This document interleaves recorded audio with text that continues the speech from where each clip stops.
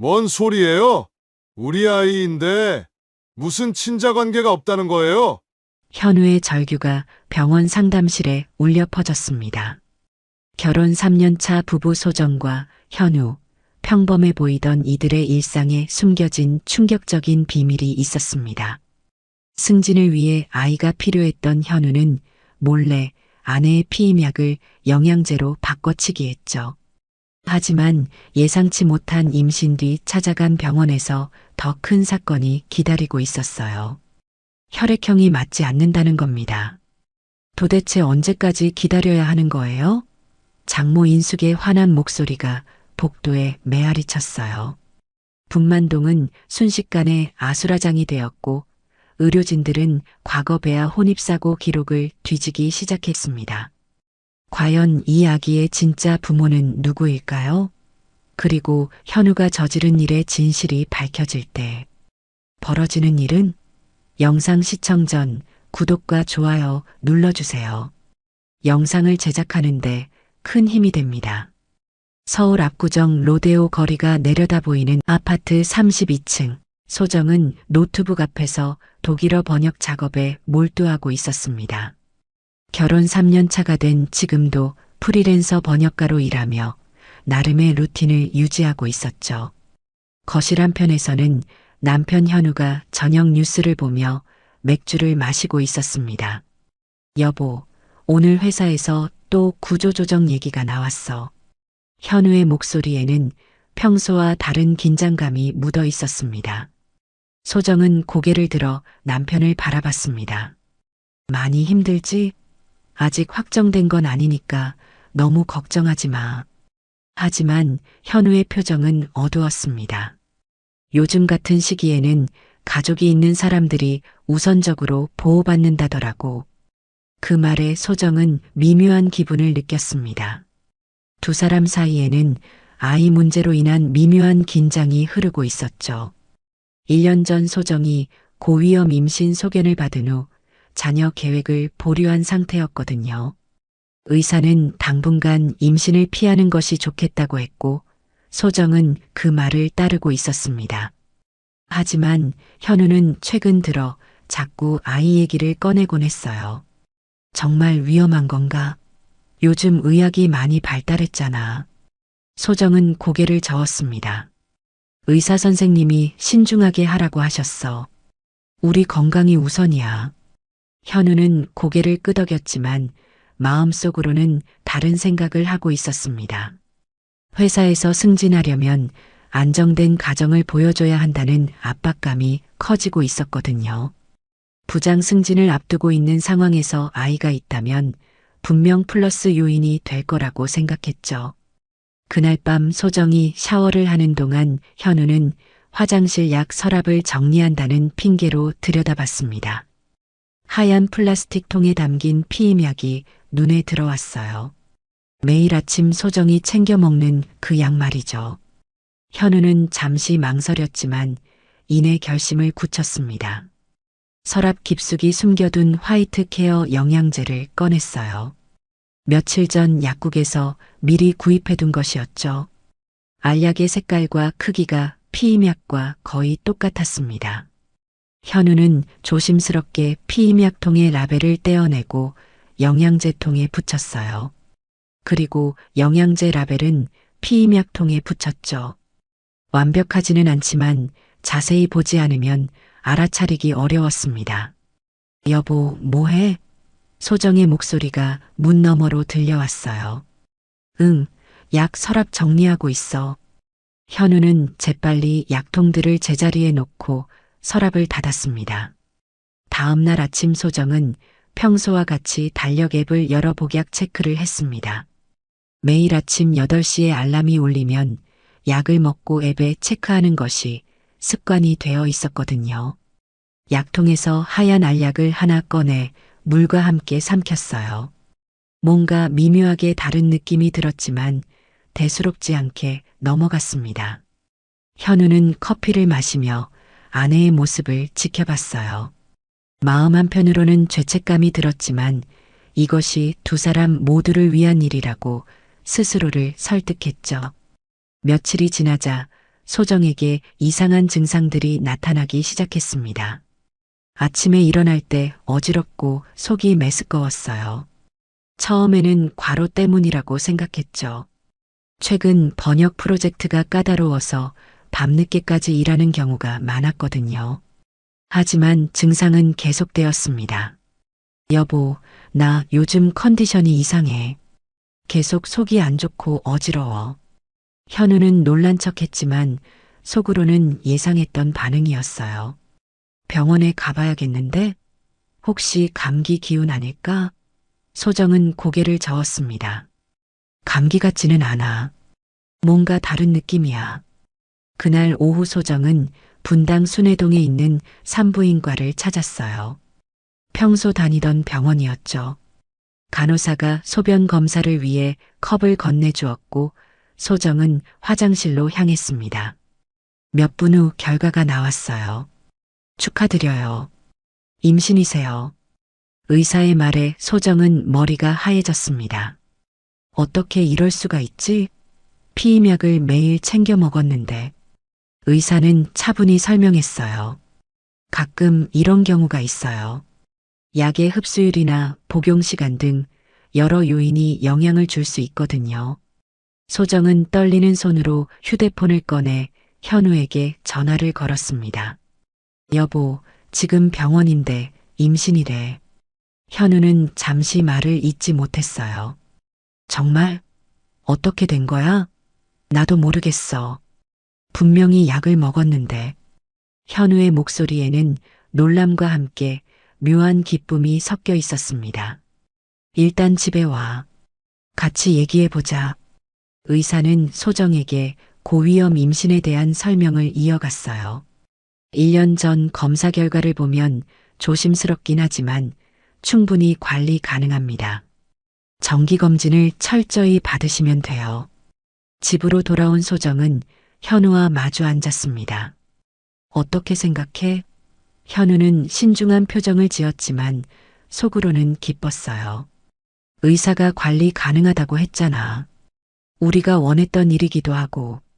소정은 복잡한 마음이었습니다. 원했던 일이긴 하지만 갑작스러웠거든요. 그리고 1년 전 의사의 조언이 계속 머릿속을 맴돌았어요. 정말 괜찮을까? 현우는 아내의 손을 잡았습니다. 걱정하지 마. 최선을 다해서 관리하면 돼.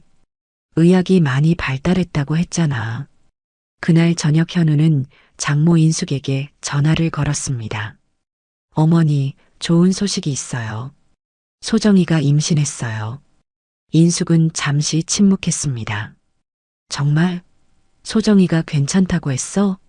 작년에 의사가 조심하라고 했는데. 네, 의사가 관리 가능하다고 했어요. 인숙은 여전히 걱정스러웠어요. 소정이와 직접 얘기해 봐야겠네. 건강이 가장 중요한데.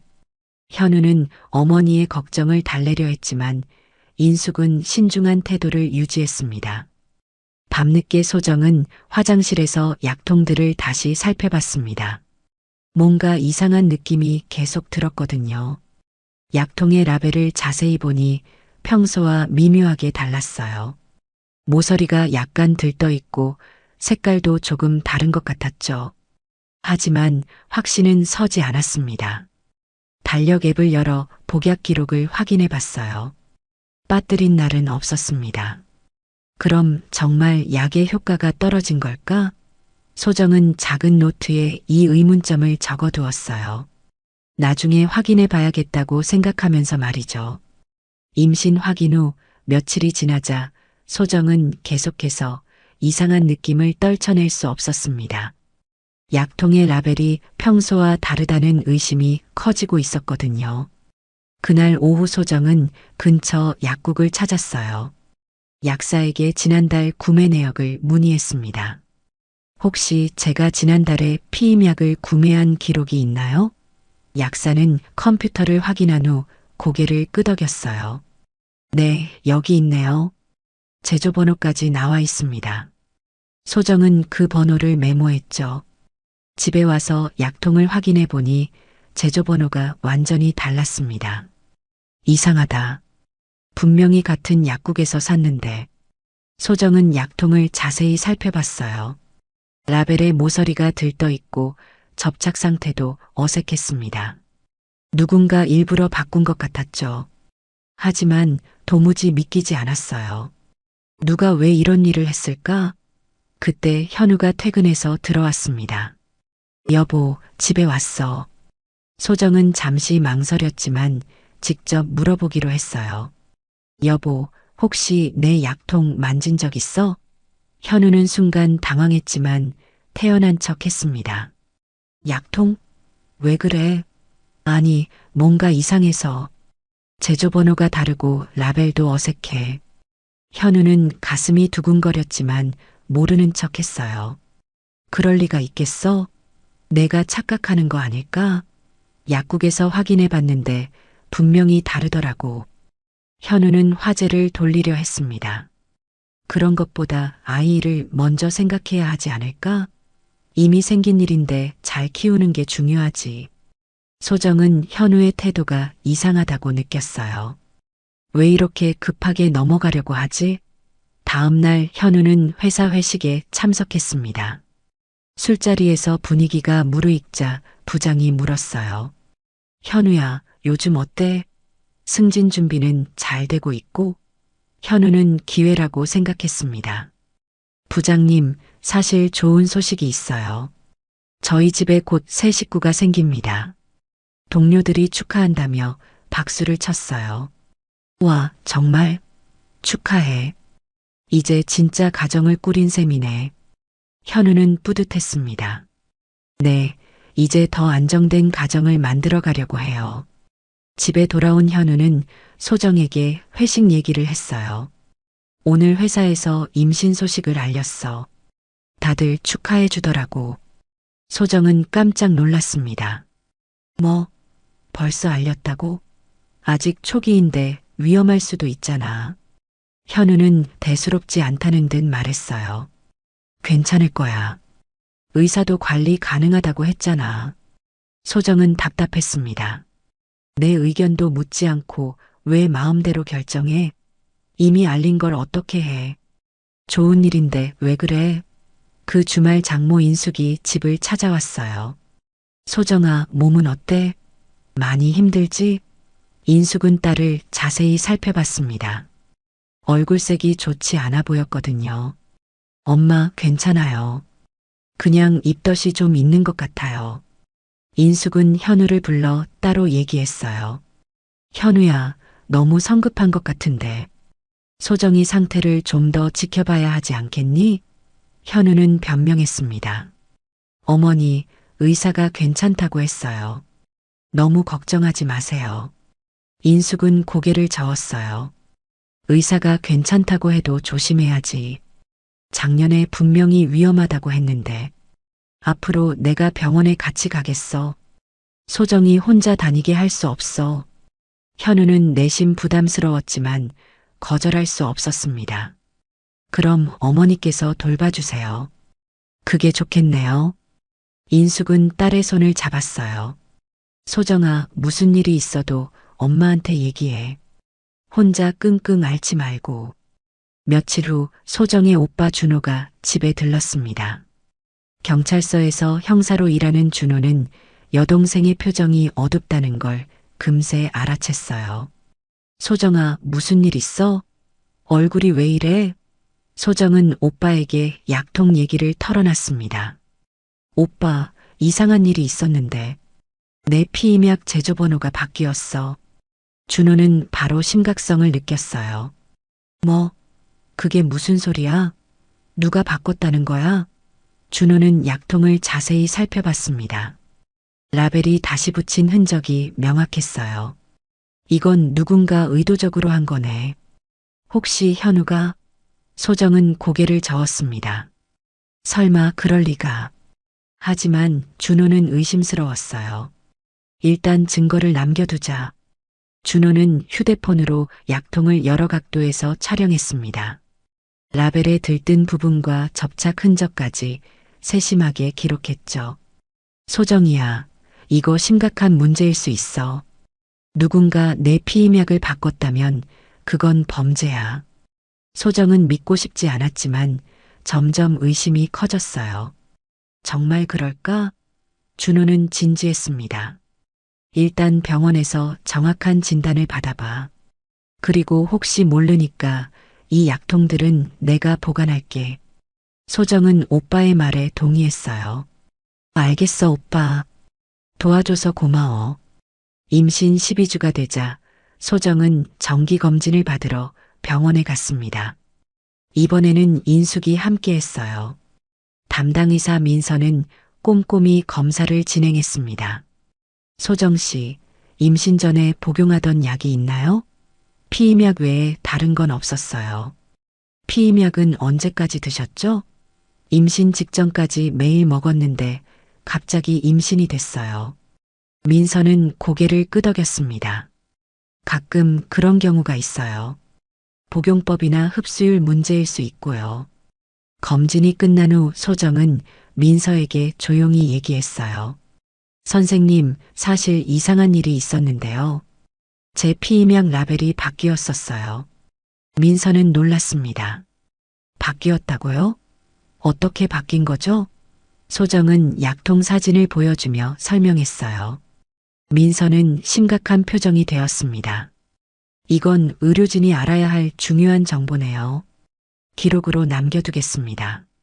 그리고 혹시 모르니까 이 내용은 다른 가족분들께는 말씀하지 마세요. 현우는 요즘 들어 육아용품 쇼핑에 빠져 있었습니다. 아직 성별도 모르는 상황인데 이것저것 주문하기 시작했어요. 여보, 이거 좀 봐. 유모차인데 디자인이 예쁘지 않아? 소정은 부담스러웠습니다. 아직 너무 이른 것 같은데. 뭔 소리야? 미리 준비해야지. 좋은 건 금방 품절돼. 현우는 계속해서 물건들을 주문했어요.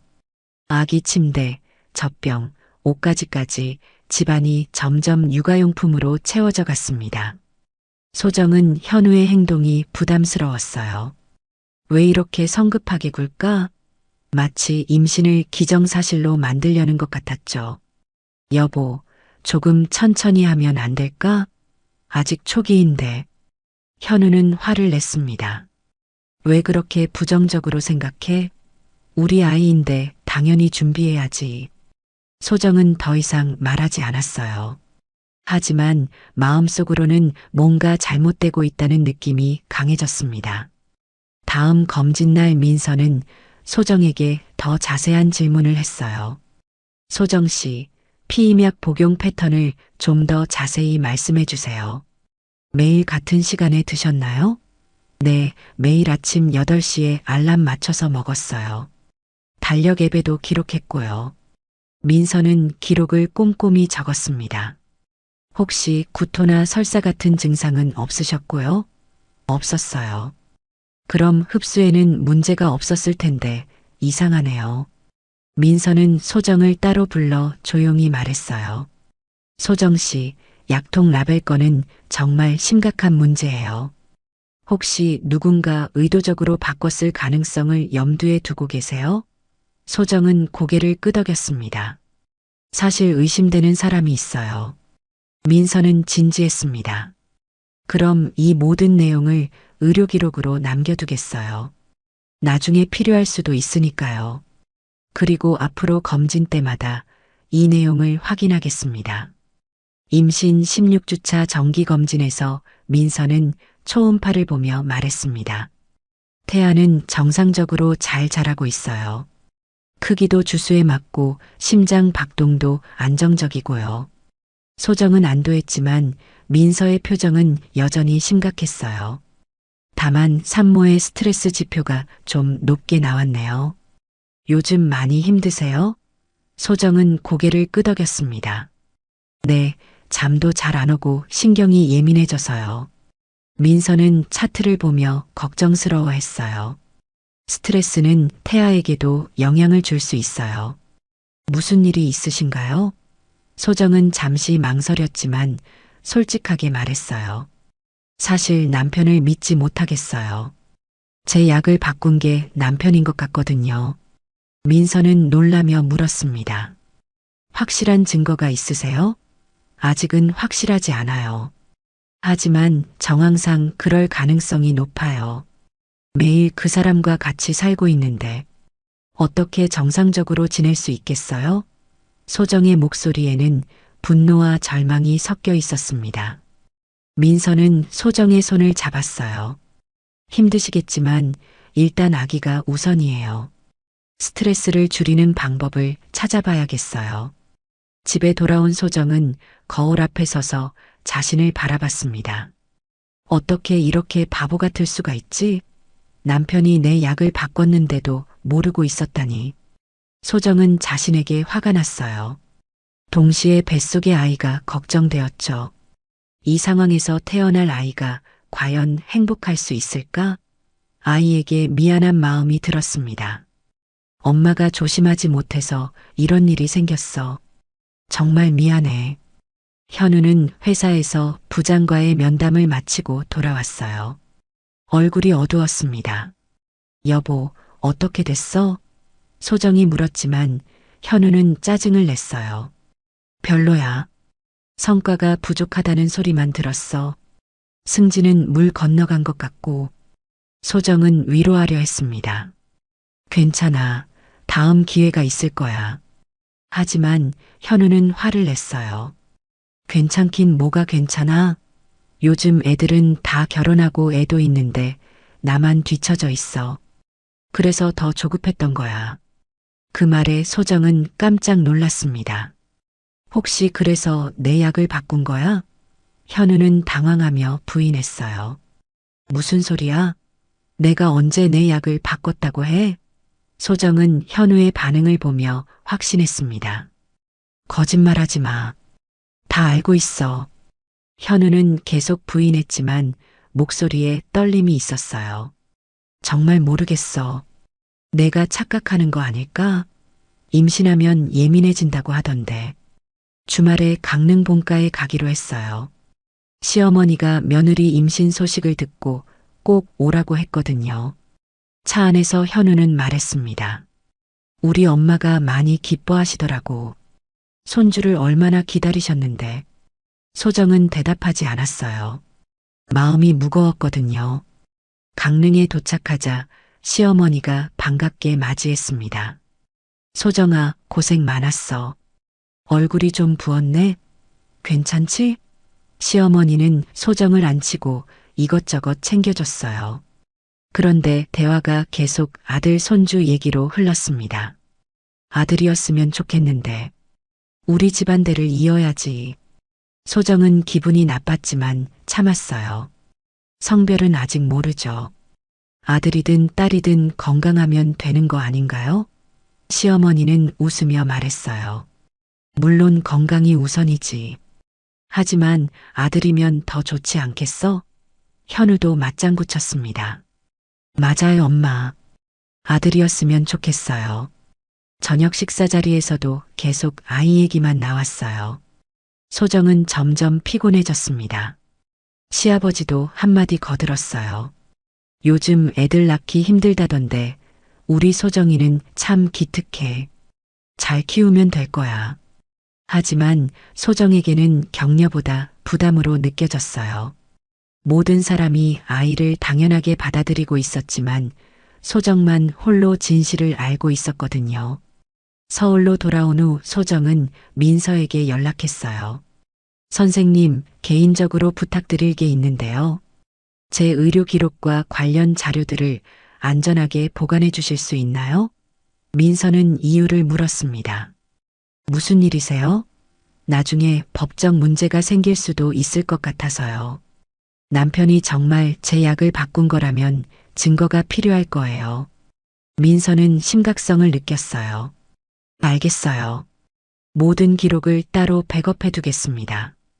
그리고 달력 앱 기록과 약국 영수증도 가져오세요. 소정은 집에서 달력 앱을 캡처하고 약국 영수증을 스캔했어요. 모든 복약 기록이 빠짐없이 남아 있었습니다. 이 증거들이면 충분할 거야. 한편 오빠 준호는 경찰서의 포렌식 협력 업체에 문의했어요. 약통 라벨 분석이 가능한지 알아보고 싶은데요. 담당자는 가능하다고 했습니다. 스티커 흔적이나 접착제 성분 분석으로 언제 바뀌었는지도 알 수 있어요. 준호는 바로 약통을 가져갔어요. 며칠 후 준호가 결과를 가지고 왔습니다. 소정아, 확실한 증거가 나왔어. 라벨이 약 한 달 전에 바뀐 거 맞아. 접착제 성분도 원래 것과 다르고. 소정은 예상했던 결과지만 실제로 확인되니 충격이었어요. 정말 그랬구나. 준호는 분노했습니다. 이 자식이 진짜 그랬네. 당장 경찰서에 신고해야겠어. 하지만 소정은 망설였어요. 오빠, 아직 아이가 있잖아. 일단 출산까지는 기다려보자. 무슨 일이 생기면 아이한테 안 좋을 수도 있어. 현우는 최근 들어 이상한 행동을 보이고 있었어요. 집 안 곳곳을 뒤지더니 CCTV 설정을 만지작거렸습니다. 뭐 하는 거야? 소정이 물었지만 현우는 대충 둘러댔어요. 아니야, 그냥 확인하는 거야. 하지만 CCTV 백업을 지우려던 현우의 계획은 실패했어요. 클라우드 자동 백업 기능 때문에 이미 모든 영상이 저장되어 있었거든요. 현우는 컴퓨터 앞에서 좌절했습니다. 이미 늦었어. 모든 게 기록되어 있잖아. 소정은 민서와 상담 후 중요한 결정을 내렸어요. 일단 아이 안전이 최우선이야. 법적 조치는 출산 후에 하자. 지금 스트레스 받으면 아이한테 안 좋을 거야. 준호는 걱정했지만 동생의 결정을 존중했어요. 알겠어. 하지만 증거는 계속 모아둘게. 나중에 필요할 거야. 소정은 고개를 끄덕였습니다. 고마워, 오빠. 이제 진짜 누구를 믿어야 할지 모르겠어. 집 안 분위기는 점점 차가워졌어요. 현우와 소정 사이의 대화는 거의 없어졌고 오직 병원 일정과 체크리스트만 공유했습니다. 다음 검진은 언제야? 목요일 오전 10시요. 그럼 내가 차로 데려다 줄게. 괜찮아요. 엄마가 같이 가기로 했어요. 이런 식의 짧은 대화만 오갈 뿐이었죠. 소정은 하루하루가 힘들었지만 뱃속 아이를 위해 견뎌내고 있었습니다. 임신 38주차 소정은 새벽 3시에 갑작스러운 진통을 느꼈습니다. 아, 아파. 여보, 일어나. 현우는 깜짝 놀라며 벌떡 일어났어요. 뭐야? 뭔 일이야? 진통이 시작된 것 같아. 병원에 가야겠어. 현우는 서둘러 옷을 입으며 장모에게 전화를 걸었습니다. 어머니, 소정이가 진통 시작했어요. 지금 병원으로 가려고요. 인숙은 바로 대답했어요. 알겠어. 내가 바로 갈게. 조심히 데려가. 강남 성은 여성병원 응급실에 도착했을 때는 새벽 4시였습니다. 간호사가 휠체어를 가져와 소정을 분만실로 안내했어요. 진통 간격이 5분 정도네요. 곧 분만실로 들어가셔야겠어요. 소정은 고통스러워하며 현우의 손을 꽉 잡았습니다.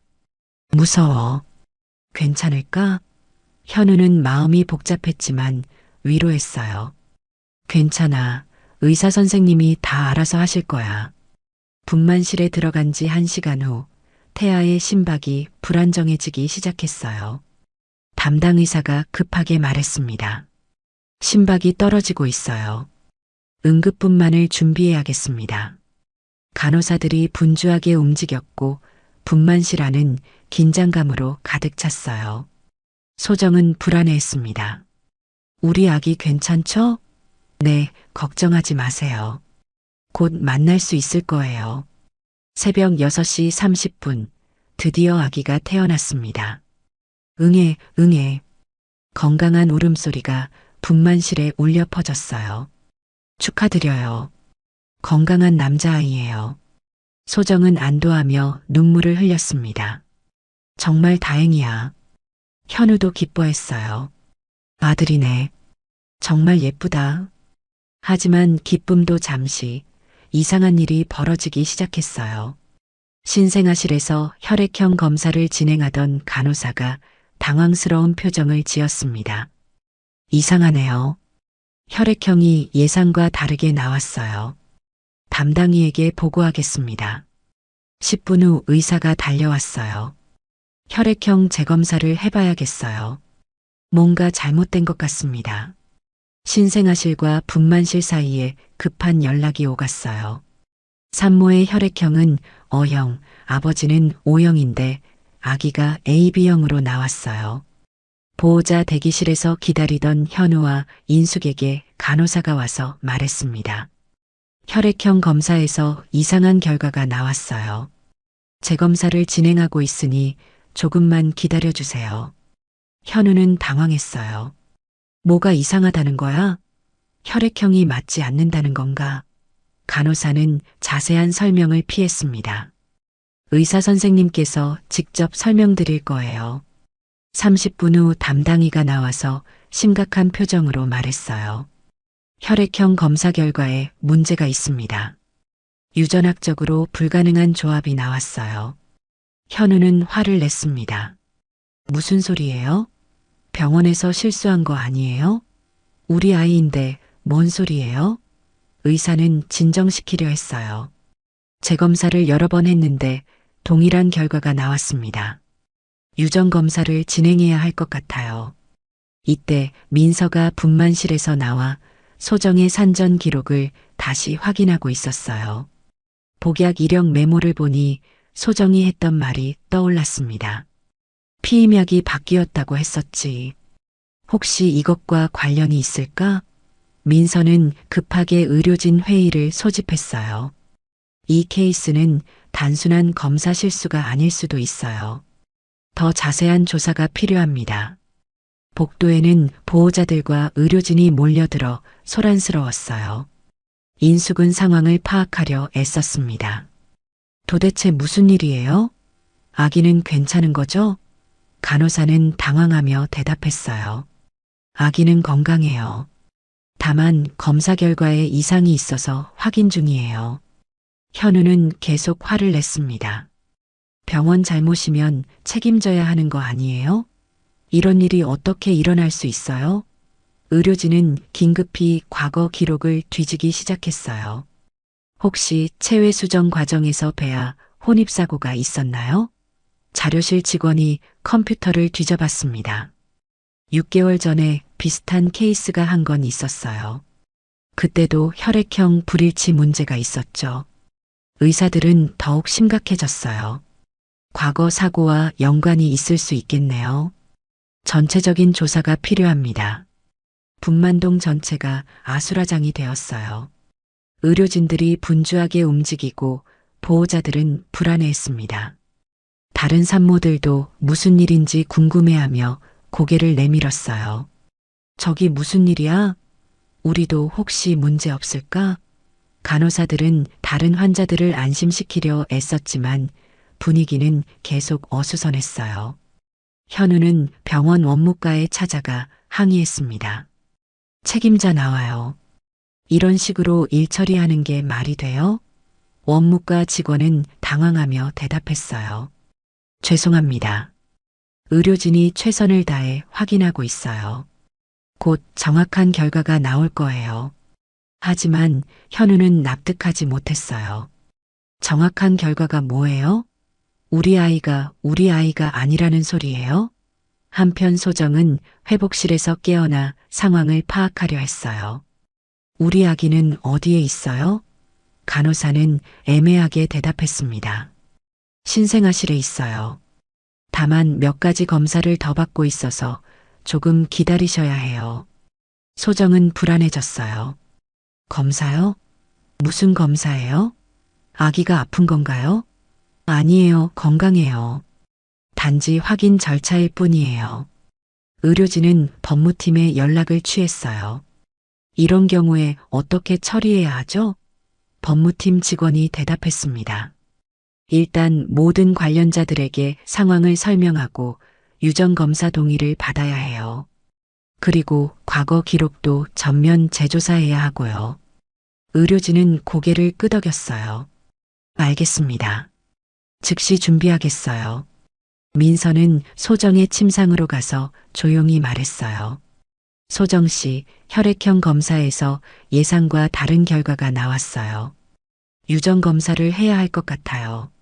소정은 놀라며 물었습니다. 유전 검사요? 왜요? 민서는 신중하게 대답했어요. 아기의 생물학적 부모를 확인하는 검사예요. 혹시 병원에서 실수가 있었을 수도 있어요. 소정은 머리가 하얘졌습니다. 그게 무슨 뜻이에요? 복도에서는 현우와 인숙이 의료진과 실랑이를 벌이고 있었어요. 도대체 언제까지 기다려야 하는 거예요? 인숙이 화를 냈습니다. 우리가 뭘 잘못했다고 이런 대우를 받아야 해요? 의사는 죄송하다며 머리를 숙였어요. 최대한 빨리 결과를 알려드리겠습니다. 조금만 더 기다려주세요. 분명히 해결될 거예요. 유전검사 결과가 나오기까지 이틀이 걸렸습니다. 그동안 소정은 신생아실에서 아기를 돌보며 불안한 마음을 달래고 있었어요. 아기는 건강했지만 여전히 혈액형 문제로 인해 추가 검사를 받고 있었죠.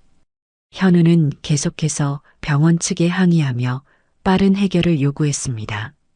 이런 일이 어떻게 일어날 수 있어요?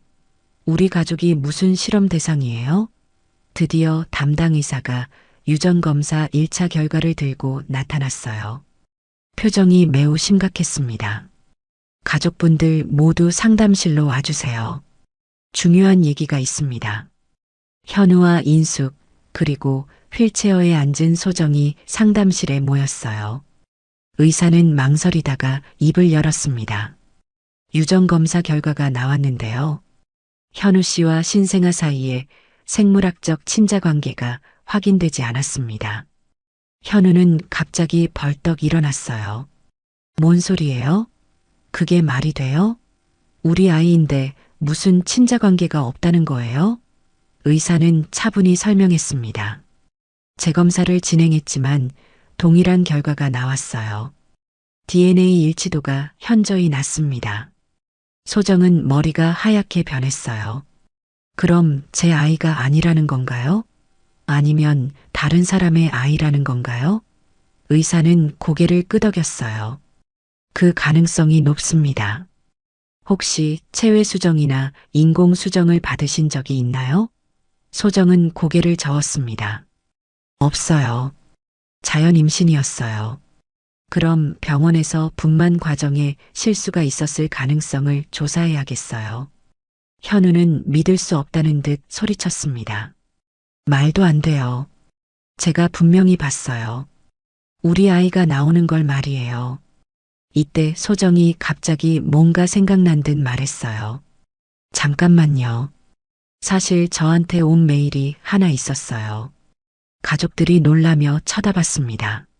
무슨 메일? 소정은 휴대폰을 꺼내 메일함을 뒤졌어요. 여기 있네요. 3개월 전에 병원에서 온 메일이에요. 인숙이 물었습니다. 왜 그걸 말 안 했어? 소정은 대답했어요. 비공개를 요청해서 말하지 않았어요. 소정이 메일을 읽어주기 시작했어요. 안녕하세요, 소정님. 저희 병원 내부 감사팀입니다. 과거 체외 수정 과정에서 배아 혼입 의혹 관련 내부 조사를 진행하고 있습니다. 해당 기간 동안 저희 병원을 이용하신 분들께 확인차 연락드리는 것이니 걱정하지 마세요. 조사가 완료될 때까지 다른 분들께는 말씀하지 말아주세요. 현우는 깜짝 놀랐어요.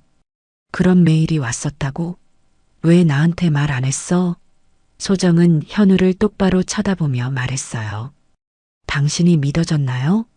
제 피임약도 마음대로 바꾸는 사람을 어떻게 믿어요? 현우는 당황하며 부인했습니다. 아직도 그 얘기야? 내가 언제 약을 바꿨다고 해? 그때 준호가 상담실 문을 열고 들어왔어요. 소정이가 전화해서 왔어. 뭔 일이야? 인숙이 상황을 설명해 주자 준호는 가방에서 서류를 꺼냈습니다. 매제, 이제 그만 인정해요. 준호가 포렌식 분석 결과를 내밀었어요. 약통 라벨 분석 결과야. 한 달 전에 인위적으로 바꾼 거 맞더라고. 접착제 성분도 원래 것과 완전히 달라. 현우는 얼굴이 새하얘졌어요. 그리고 이것도 봐. 준호가 또 다른 서류를 꺼냈습니다. 소정이 달력 앱 기록이랑 약국 거래 내역이야. 복약 기록은 완벽한데 제조 번호가 다르지. 현우는 더 이상 변명할 수 없었어요. 손이 떨리기 시작했습니다. 나는 준호가 차갑게 말했어요. 인정해. 매제가 소정이 피임약을 영양제로 바꾼 거 맞지? 현우는 결국 고개를 숙였습니다. 미안해. 정말 미안해. 회사에서 승진하려면 아이가 필요했어. 다른 방법은 없었어. 소정은 분노로 떨었어요. 다른 방법이 없었다고? 제 의사는 무시하고요? 인숙이 현우를 노려보며 말했습니다.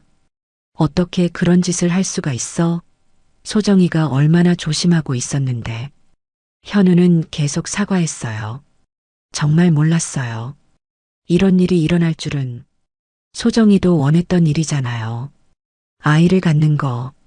소정이 소리쳤습니다. 원했던 일이라고? 속임수로 갖는 걸 원했다고요?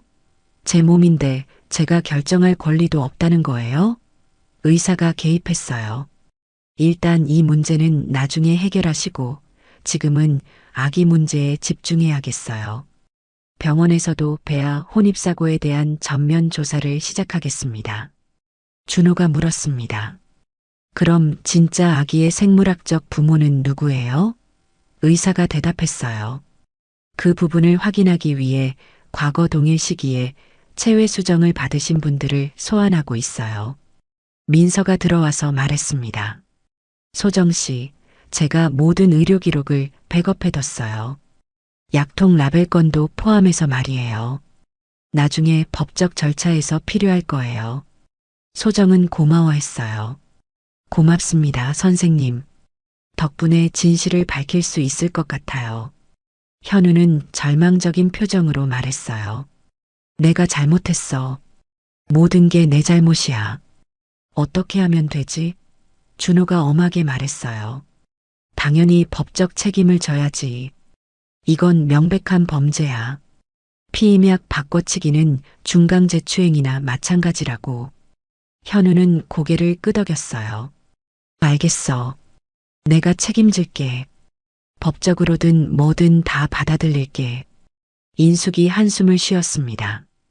이제 와서 후회해봤자 무슨 소용이야. 소정이와 아기만 생각해야지. 의사가 다시 말했어요. 내일 아침에 생물학적 부모로 추정되는 부부가 오실 예정이에요. 그분들과 함께 앞으로의 계획을 세워야겠어요. 소정은 불안해했습니다. 어떤 분들일까요? 우리 아기를 어떻게 생각하실까요? 민서가 위로했어요. 걱정하지 마세요. 아기의 안전과 행복이 최우선이니까 좋은 방향으로 해결될 거예요. 현우는 마지막으로 말했어요. 정말 미안해 소정아. 돌이킬 수 없는 일을 저질렀어. 평생 후회하며 살 거야. 소정은 현우를 바라보지도 않고 말했어요. 미안하다고 해서 달라지는 건 없어요. 이제 아기 일만 생각할 거예요. 그리고 당신은 책임지세요. 끝까지 말이에요. 다음 날 오전 10시 병원 상담실에 낯선 부부가 들어왔습니다. 30대 중반으로 보이는 남성과 여성이었어요. 남성은 작업복 차림이었고 여성은 불안한 표정을 짓고 있었습니다. 안녕하세요. 저희가 연락받고 온 김영수, 박미영입니다. 병원에서 급하게 오라고 해서 왔는데 무슨 일인지 모르겠어요. 의사가 설명을 시작했어요. 혹시 작년에 저희 병원에서 체외 수정 시술을 받으셨죠? 네, 맞아요. 그런데 왜 갑자기 부르신 거예요? 박미영이 걱정스럽게 물었습니다. 의사는 신중하게 말했어요. 시술 과정에서 배아 혼입사고가 있었을 가능성이 있어서 확인차 모시게 되었습니다. 김영수는 놀라며 소리쳤어요. 뭐라고요? 배아 혼입이요? 그게 무슨 뜻이에요? 의사가 설명을 이어갔습니다. 다른 부부의 아기를 가지셨을 가능성이 있다는 뜻입니다. 그때 현우가 김영수를 자세히 보더니 갑자기 일어났어요. 영수 씨? 김영수도 현우를 알아보며 놀랐습니다. 현우 씨? 여기서 왜 만나요? 두 사람이 서로를 알아보자 모든 사람이 놀랐어요. 서로 아는 사이예요? 인숙이 물었습니다. 현우가 대답했어요. 네, 영수 씨는 우리 회사 협력업체 직원이에요. 작년에 공장 화재 사고 때 제가 구조해 드린 적이 있어요. 김영수가 고개를 끄덕였어요. 맞아요. 현우 씨가 저를 구해주셨어요. 그때 정말 고마웠는데 박미영도 놀라며 말했습니다. 그런 인연이 있었군요. 그런데 지금 상황이 어떻게 된 건가요? 의사가 설명했어요. 유전검사 결과 이쪽 아기가 김영수 씨 부부의 생물학적 자녀일 가능성이 높습니다. 박미영은 충격을 받으며 주저앉았어요. 그럼 우리 아기는 어디에 있다는 거예요? 소정이 조용히 말했어요. 죄송합니다. 이런 일이 일어날 줄 몰랐어요. 우리도 충격이에요. 김영수는 현우를 바라보며 말했습니다. 현우 씨, 이게 어떻게 된 일이에요? 현우는 고개를 숙였어요. 영수 씨, 정말 죄송해요. 사실 제가 잘못한 일이 있어서 이런 일이 벌어진 것 같아요. 김영수가 의아해했습니다. 잘못한 일이요? 준호가 서류를 꺼내며 설명했어요. 현우가 아내의 피임약을 영양제로 바꿔서 강제로 임신시켰어요. 그런데 알고 보니 현우한테는 원래 아이를 가질 가능성이 낮았던 거예요. 준호가 또 다른 서류를 보여주었습니다. 이게 현우의 과거 정계 정맥류 수술 기록이에요. 정자 운동성이 현저히 낮다는 진단도 나와 있고요. 모든 사람이 충격을 받았어요. 현우조차 그 사실을 몰랐던 것 같았거든요. 그럼 제가 피임약을 바꾼 것도 소용없었다는 거예요? 준호가 냉정하게 대답했어요. 그렇지. 내가 한 짓은 의미도 없는 범죄였어. 소정을 속이고 고생시킨 것뿐이야. 현우는 절망에 빠져 고개를 떨구었습니다. 박미영이 소정에게 다가가며 말했어요. 정말 죄송해요. 저희 때문에 이런 일이 생긴 건 아니지만 마음이 아파요. 소정도 눈물을 흘리며 대답했어요. 저야말로 죄송해요. 남편이 저지른 일 때문에 여러분께 피해를 드렸네요. 두 여성은 서로를 위로했습니다. 이제 어떻게 해야 할까요? 아기는 건강하죠? 김영수가 말했어요. 일단 아기 안전이 제일 중요해요. 현우 씨, 저는 당신을 원망하지 않아요. 오히려 저를 구해주신 은인인데. 하지만 앞으로는 정직하게 사셨으면 좋겠어요. 현우는 고개를 끄덕이며 말했어요. 정말 감사해요, 영수 씨. 저는 모든 법적 책임을 지겠어요. 당신들에게도 피해를 드린 거니까요. 민서가 회의를 주도했어요. 지금 상황을 정리하면 병원의 배아 혼입사고와 현우 씨의 피임약 바꿔치기가 동시에 일어난 거예요. 두 사건이 겹쳐서 복잡해진 상황이죠. 이런 경우에는 공정한 해결 방안이 필요해요. 인숙이 말했어요. 무엇보다 아기들이 상처받지 않게 해야 해요. 언론에 알려지거나 그러면 안 되고요. 병원 원장이 나타나서 사과했어요. 정말 죄송합니다. 저희 병원의 시스템 오류로 이런 일이 벌어졌어요. 전면적인 개선을 약속드리고 모든 의료비와 위로금을 지원하겠습니다. 그리고 평생 의료 지원도 보장하겠어요. 김영수가 물었습니다. 이런 일이 또 일어날 수는 없나요? 원장이 답했어요. 앞으로는 이중 바코드 시스템과 외부 감사를 상시화하겠습니다. 샘플 체인 관리도 완전히 바꾸고요. 준호가 말했어요. 현우는 피임약 바꿔치기와 의료방해 혐의로 처벌받아야 해요. 하지만 가정을 위해서는 형사처벌보다 상담과 교육 프로그램이 나을 것 같아요. 현우가 동의했습니다. 네, 모든 걸 받아들이겠어요. 민서가 제안했어요. 그럼 내일 법원 조정실에서 공식적으로 합의안을 만들어 보죠. 아기의 양육권, 병원의 책임, 현우 씨의 처벌 등을 문서로 정리해서요. 모든 사람이 동의했습니다. 박미영이 마지막으로 말했어요. 아기가 행복하게 자랄 수 있으면 그게 최선이에요. 저희도 최대한 도와드릴게요. 소정은 감사하다며 고개를 숙였습니다. 다음 날 오후 2시 수원지방법원 가정조정실의 관련자들이 모두 모였습니다. 디귿자형 테이블에 병원 측 법무팀, 소정과 현우 부부, 김영수와 박미영 부부, 그리고 조정위원이 자리를 잡았어요. 인숙과 준호도 함께 참석했습니다. 조정위원이 회의를 시작했어요. 오늘은 배아 혼입사고와 관련된 모든 사안을 종합적으로 해결하기 위해 모였습니다. 각자 입장을 차분히 말씀해 주세요. 민서가 먼저 의료진 입장에서 설명했어요. 배아 혼입사고의 원인을 분석한 결과 샘플 라벨링 과정에서 인적 오류가 발생했습니다.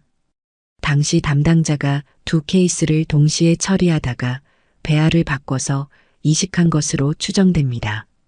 시스템상 이중 확인 절차가 없었던 것이 근본 원인이에요. 조정위원이 물었습니다. 이런 사고가 재발할 가능성은 없나요? 병원 원장이 답변했어요. 이미 전면적인 시스템 개선을 시작했습니다. 모든 배아와 샘플에 이중 바코드를 부착하고 2명의 의료진이 동시에 확인하는 체계로 바꿨어요. 그리고 외부 전문기관의 상시 감사도 받기로 했습니다. 조정위원이 고개를 끄덕였어요. 그럼 병원 측 과실은 인정하는 건가요? 네, 전적으로 저희 책임입니다. 관련 직원은 징계했고 피해자분들께 사과드립니다. 이번에는 현우가 발언할 차례였어요. 현우는 떨리는 목소리로 시작했습니다. 저는 아내의 피임약을 영양제로 바꿔치기 했습니다. 회사에서 승진하려면 아이가 있어야 한다는 강박 때문이었어요. 정말 잘못된 생각이었고 소정에게 씻을 수 없는 상처를 줬습니다. 조정위원이 물었어요. 이것이 가정폭력이나 의료방해에 해당한다는 걸 알고 계셨나요? 현우가 고개를 숙였어요. 그때는 몰랐지만 지금은 알겠습니다. 제가 저지른 일은 명백한 범죄 행위였어요. 법적 책임을 지겠습니다. 형사처벌이든 민사배상이든 다 받아들이겠어요. 준호가 의견을 제시했어요. 형사처벌보다는 전문 상담과 교육 프로그램 이수가 더 실효성이 있을 것 같습니다. 가정 회복을 위해서도 그쪽이 나을 거예요. 조정위원이 김영수 부부에게 물었어요. 아기의 양육권에 대해서는 어떻게 생각하시나요? 김영수가 신중하게 답했습니다. 생물학적으로는 저희 아이지만 소정 씨가 10개월 동안 품고 낳아주신 아이예요. 저희가 법적 양육권을 갖되 소정 씨 부부와 지속적인 관계를 유지하고 싶습니다. 박미영도 동의했어요. 아이에게는 두 가정 모두 소중한 존재니까요. 소정이 감사의 마음을 표했어요. 정말 고맙습니다. 저도 아이와의 인연을 이어가고 싶어요. 비록 생물학적 관계는 아니지만 애착이 형성됐거든요. 인숙이 제안했어요. 개방형 가족관계로 아이를 함께 키우면 어떨까요? 두 가정이 협력해서 말이에요. 조정위원이 좋은 아이디어라며 기록했습니다. 병원 법무팀이 배상 방안을 제시했어요. 신생아의 평생 의료비 전액 지원과 함께 두 가정 모두에게 위로금을 지급하겠습니다. 그리고 의료진 재교육과 시스템 개선 비용도 투입하겠어요. 또한 익명 내부 고발 창구를 신설해서 이런 일이 재발하지 않도록 하겠습니다. 조정위원이 만족스럽다는 표정을 지었어요. 민서가 추가로 말했어요. 앞으로 산모 교육에서 복약과 동의 절차의 중요성을 강조하겠습니다. 오늘 같은 사례를 교육 자료로 활용해서 다른 부부들이 같은 실수를 하지 않도록 하겠어요. 준호가 현우를 바라보며 말했습니다. 약물 바꿔치기와 의료방해 사건을 경찰 내부 교육 자료로 사용하겠어. 다른 사람들에게 경각심을 주려고. 인숙이 마지막 조건을 제시했어요. 이 모든 내용이 언론에 공개되지 않도록 해주세요. 아이들이 커서 상처받을 수 있어요. 조정위원이 동의했습니다. 미디어 비공개 조항을 포함하겠습니다. 그리고 아이의 개인정보 보호도 철저히 하겠어요. 병원 측도 직원들에게 함구령을 내리겠다고 약속했어요. 조정문 작성이 시작되었어요. 첫째, 김영수 박미영 부부를 신생아의 법적 양육권자로 인정한다. 둘째, 소정현우 부부는 개방형 가족관계를 통해 아이와 지속적 관계를 유지한다. 셋째, 현우는 전문 상담 프로그램 이수와 사회봉사 200시간을 완수한다. 넷째, 병원은 평생 의료비 지원과 시스템 개선을 약속한다. 다섯째, 모든 내용은 언론 비공개로 한다. 조정위원이 최종 확인했어요. 모든 당사자가 이 조정안에 동의하십니까? 김영수와 박미영이 먼저 서명했고 소정과 현우가 뒤를 이었습니다. 인숙과 준호도 증인으로 서명했어요. 병원 측 대표도 마지막으로 서명을 마쳤습니다. 조정위원이 말했어요. 이제 모든 분의 책임과 권리가 법적으로 명문화되었습니다. 회의실을 나서며 김영수가 현우에게 다가갔어요. 현우 씨, 저는 당신을 용서해요. 과거에 제 생명을 구해주신 은인이니까요. 하지만 앞으로는 가족을 속이지 마세요. 현우는 눈물을 흘리며 고개를 숙였습니다. 정말 고맙습니다, 영수 씨. 평생 잊지 않겠어요. 소정도 박미영과 포옹을 나누었어요. 우리 아이 잘 부탁해요. 저도 좋은 이모가 되겠어요. 분만동을 뒤덮던 혼란은 완전히 사라졌어요. 대신 각자의 책임이 명확해진 새로운 질서가 자리를 잡았습니다. 아이는 두 가정의 사랑을 받으며 자랄 수 있게 되었고 병원은 시스템을 개선하게 되었어요. 현우는 자신의 잘못을 인정하고 치료받을 기회를 얻었습니다. 모든 것이 제자리를 찾아가고 있었어요. 10개월이 흘렀습니다. 아기의 첫 돌을 앞두고 두 가정은 강릉 본가 마당에서 특별한 상차림을 준비했어요.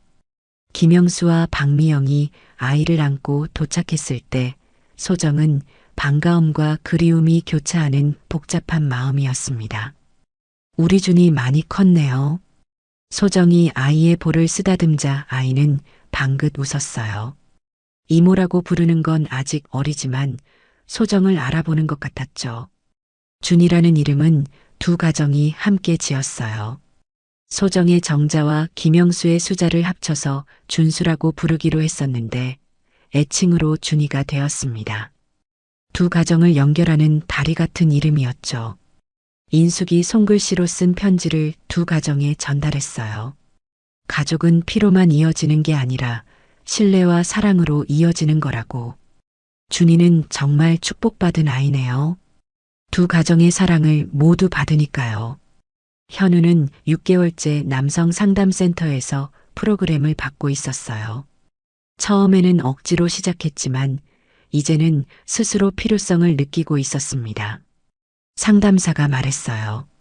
현우 씨는 결과만 중요하게 생각하고 과정을 무시하는 패턴이 있어요. 가정도 회사처럼 성과로만 판단하려 했고요. 현우는 고개를 끄덕였어요. 맞아요. 아내의 마음은 생각해보지도 않고 제 욕심만 앞세웠네요. 소정은 번역일을 다시 시작했어요. 집에서 독일어 문서를 번역하며 조용한 일상을 되찾고 있었습니다. 월 2회 정도 김영수 부부와 만나서 준이의 근황을 나누었어요. 이번 달에는 첫걸음을 뗐다던데요. 박미영이 휴대폰 동영상을 보여주었습니다. 소정은 뿌듯한 마음으로 영상을 봤어요. 정말 씩씩하게 잘 크고 있네요. 저도 영상 고마워요. 성은 여성병원은 약속대로 시스템을 완전히 바꿨어요. 민서가 외부 감사관들과 함께 점검을 마치고 보고서를 작성했습니다. 이제 배아 혼입사고는 구조적으로 불가능해졌어요. 이중 바코드 시스템과 실시간 모니터링으로 모든 과정이 기록되거든요. 원장이 말했어요. 이 사례를 의료계 전체와 공유해서 다른 병원들도 시스템을 개선하도록 하겠습니다. 민서는 정기적으로 산모 교육을 진행했어요. 복용 중인 약물에 대해서는 반드시 가족과 상의하세요. 그리고 동의 없이 약물을 바꾸는 것은 명백한 범죄 행위예요. 산모들이 진지하게 들었습니다. 이런 일이 실제로 있었다고요? 네, 실제 사례예요. 부부간에도 의료적 결정에는 충분한 소통이 필요해요. 민서의 교육은 많은 부부들에게 경각심을 주었습니다. 준호는 경찰서에서 동료들에게 강의를 했어요. 약물 바꿔치기는 단순한 장난이 아니라 심각한 범죄입니다. 피해자의 신체적 자기 결정권을 침해하는 거거든요. 동료 형사들이 질문했어요. 실제로 이런 사건이 많나요? 생각보다 많아요. 대부분 가정 내에서 은밀하게 일어나서 신고가 잘 안 되는 것뿐이죠. 준호의 강의는 수사관들의 인식 개선에 도움이 되었어요. 김영수는 회사에서 승진했어요. 현우가 추천서를 써준 덕분이었죠. 현우야, 정말 고마워. 내가 이런 혜택을 받아도 되나? 김영수가 미안해했지만 현우는 진심으로 축하했어요. 당연한 거야. 영수 씨가 워낙 성실하시니까. 저야말로 영수 씨 가족에게 신세를 많이 졌어요. 두 사람의 우정은 이전보다 더 깊어졌습니다. 박미영은 소정에게 정기적으로 준이의 성장 사진을 보내줬어요. 첫 이유식, 첫 목욕, 첫 외출 등 소중한 순간들을 공유했습니다. 소정은 그 사진들을 앨범에 정리하며 준이의 성장을 지켜봤어요. 마치 진짜 이모가 된 기분이었죠. 가끔 선물도 보내고 생일 때는 직접 케이크도 만들어줬습니다. 현우와 소정의 관계도 조금씩 회복되고 있었어요. 상담을 받으며 현우는 많이 변했습니다. 여보, 오늘 상담에서 뭘 배웠어? 소정이 물으면 현우는 솔직하게 대답했어요. 상대방의 입장에서 생각하는 연습을 했어요. 제가 얼마나 이기적이었는지 깨달았어요. 소정은 현우의 변화를 느끼고 있었지만 아직 완전히 용서하지는 못했어요. 강릉 본가에서 준이의 첫 돌잔치가 열렸습니다. 시어머니도 처음에는 어색해했지만 이제는 상황을 받아들였어요. 준이가 건강하게 자라는 게 가장 중요하지. 두 가정이 협력해서 키우는 것도 나쁘지 않네. 시어머니는 준이를 안고 미소를 지었습니다. 우리 손주 맞네. 누가 낳았든 사랑스럽기는 마찬가지야. 돌잡이 시간이 되었어요. 준이 앞에 여러 가지 물건들이 놓였습니다. 책, 붓, 돈, 실 등이 있었죠. 준이는 잠시 고민하더니 두 손으로 실을 잡았어요. 장수를 뜻한다고 모든 사람이 박수를 쳤습니다. 오래오래 건강하게 살라는 뜻이네. 인숙이 눈물을 훔쳤어요. 이 아이는 정말 축복받고 태어났어. 저녁 식사 자리에서 김영수가 소정에게 말했어요. 소정 누나, 정말 고마워요. 준이를 낳아주시고 지금까지 사랑해 주셔서요. 소정은 고개를 저었습니다. 제가 더 고마워요. 준이를 통해 진짜 가족의 의미를 배웠어요. 현우도 진심으로 사과했어요. 영수 씨 가족, 정말 죄송해요. 앞으로 평생 보답하며 살겠어요. 밤하늘에 별이 총총했어요.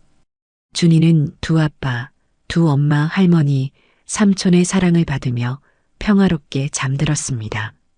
소정은 준이의 잠든 얼굴을 보며 생각했어요. 이 아이는 정말 특별해. 두 가정을 하나로 만들어준 기적 같은 존재야. 현우도 옆에서 조용히 말했습니다. 내가 잘못된 방법으로 원했던 건 이런 게 아니었어. 진짜 가족은 강요로 만들어지는 게 아니라 신뢰로 이어지는 거구나. 1년 전 분만실에서 벌어졌던 아수라장이 이제는 따뜻한 추억이 되었어요. 모든 사람이 제자리를 찾고 책임을 다하며 새로운 시작을 하고 있었습니다. 사랑은 통제로 얻는 것이 아니라 신뢰로 지켜지는 것이고, 진정한 가정은 책임을 인정한 뒤에야 다시 시작될 수 있다는 교훈을 모든 사람이 가슴 깊이 새겼습니다. 오늘 이야기가 좋으셨다면 구독과 댓글, 알람 설정 잊지 마시고, 소중한 댓글 하나가 정말 큰 힘이 됩니다. 시청해 주셔서 진심으로 감사드립니다.